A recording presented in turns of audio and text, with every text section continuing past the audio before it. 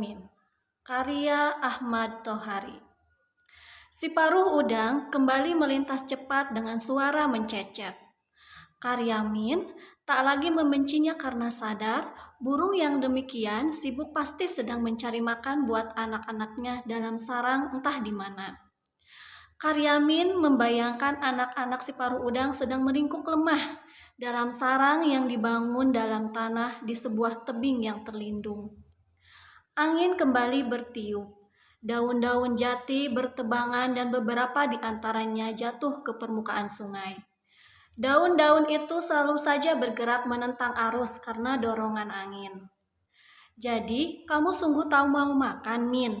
tanya Saidah ketika melihat Karyamin bangkit. "Tidak, kalau kamu tak tahan melihat aku lapar, aku pun tak tega melihat lenganmu habis karena utang-utangku dan kawan-kawan." "Ya, Min, iya, tetapi..." Saidah memutus kata-katanya sendiri karena Karyamin sudah berjalan menjauh. Tetapi Saidah masih sempat melihat Karyamin menolehkan kepalanya sambil tersenyum, sambil menelan ludah berulang-ulang. Ada yang mengganjal di tenggorokan yang tak berhasil didorongnya ke dalam. Diperhatikannya Karyamin yang berjalan melalui lorong air sepanjang tepi sungai. Kawan-kawan Karyamin menyeru-nyeru dengan segala macam seloroh cabul. Tetapi Karyamin hanya sekali berhenti dan menoleh sambil melempar senyum. Sebelum naik meninggalkan pelataran sungai, mata Karyamin menangkap sesuatu yang bergerak pada sebuah ranting yang menggantung di atas air. Oh, si paruh udang. Punggung biru mengkilap, dadanya putih bersih, dan paruhnya merah saga. Tiba-tiba burung itu menukik menyambar ikan kepala timah sehingga air berkicipak. Dengan mangsa di paruhnya, burung itu melesat melintas para pencari batu, naik menghindari rumpun gelangan dan lenyap di balik gerumbul pandan. Ada rasa iri di hati Karyamin terhadap si paruh udang. Tetapi dia hanya bisa tersenyum sambil melihat dua keranjangnya yang kosong. Sesungguhnya Karyamin tidak tahu betul mengapa dia harus pulang. Di rumahnya tak ada sesuatu buat mengusir suara kruyuk dari lambungnya. Istrinya juga tak perlu dikhawatirkan. Oh ya, Karyamin ingat bahwa istrinya memang layak dijadikan alasan buat pulang. Semalaman tadi istrinya tak bisa tidur lantaran bisul di puncuk pantatnya. Oleh karena itu, apa salahnya bila aku pulang buat menemani istriku yang meriang? Karyamin mencoba berjalan lebih cepat, meskipun kadang secara tiba-tiba banyak kunang-kunang menyerbu ke dalam rongga matanya. Setelah melintas di titian, Karyamin melihat sebutir buah jambu yang masak. Dia ingin memungutnya, tetapi urung karena pada buah itu terlihat bekas gigitan kampret.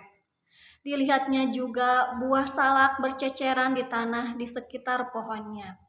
Karyamin memungut sebuah, digigit lalu dilemparkannya jauh-jauh. Lidahnya seakan terkena air tuba oleh rasa buah salak yang masih mentah. Dan Karyamin terus berjalan. Telinganya mendenging ketika Karyamin harus menempuh sebuah tanjakan, tetapi tak mengapa karena di balik tanjakan itulah rumahnya. Sebelum habis mendaki tanjakan, Karyamin mendadak berhenti. Dia melihat dua buah sepeda jengki diparkir di halaman rumahnya. Denging dalam telinganya terdengar semakin nyaring. Kunang-kunang di matanya pun semakin banyak. Maka Karyamin sungguh-sungguh berhenti dan termangu.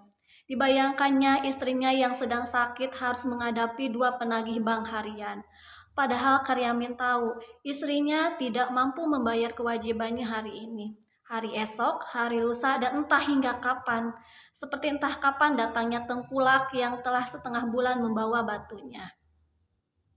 Masih dengan 1000 kunang-kunang di matanya, Karyamin mulai berpikir apa perlunya dia pulang. Dia merasa pasti tak bisa menolong keadaan, atau setidaknya menolong istrinya yang sedang menghadapi dua penagih bank harian.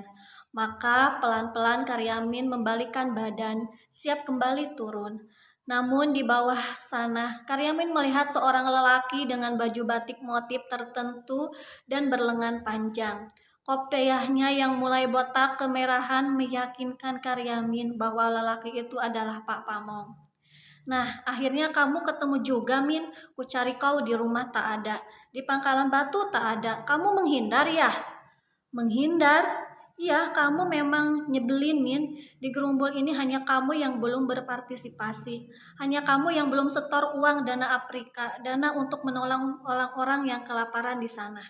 Nah, sekarang hari terakhir. Aku tak mau lebih lama kau persulit. Karyamin mendengar suara napas sendiri. Samar-samar Karyamin juga mendengar detak jantung sendiri. Tetapi Karyamin tidak melihat bibir sendiri yang mulai menyungging senyum. Senyum yang sangat baik untuk mewakili kesadaran yang mendalam akan diri sendiri serta situasi yang harus dihadapinya. Sayangnya Pak Pamong malah menjadi marah oleh senyum Karyamin. Kamu menghina aku, Min. Tidak, Pak, sungguh tidak. Kalau tidak, mengapa kamu tersenyum-senyum? Hayo cepat, mana uang iuranmu? Kali ini Karyamin tidak hanya tersenyum, melainkan tertawa keras-keras. Demikian keras sehingga mengundang 1000 lebah masuk ke telinganya. 1000 kunang masuk ke matanya. Lambungnya yang kempong berguncang-guncang dan merapuhkan keseimbangan seluruh tubuhnya. Ketika melihat tubuh Karyamin jatuh terguling ke lembah, Pak Pamong berusaha menahannya. Sayang, gagal.